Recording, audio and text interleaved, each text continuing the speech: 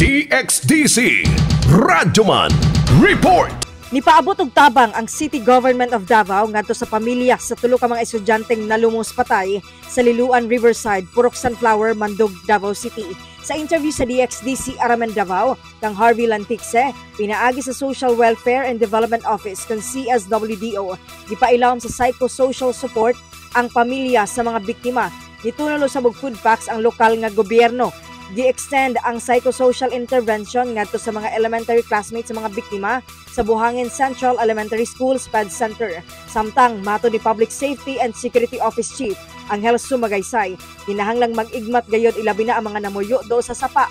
Ugugot nga magpahimangno nga likayan ang mga ligo sa sapa, ilabi na ang mga bata aron malikayang masubli ang trahedya. Kasama mo sa balita ug serbisyo publiko. Radyoman ay Ginita. Tatak RMN. RMN News. Diretso Balitang Metro Davao.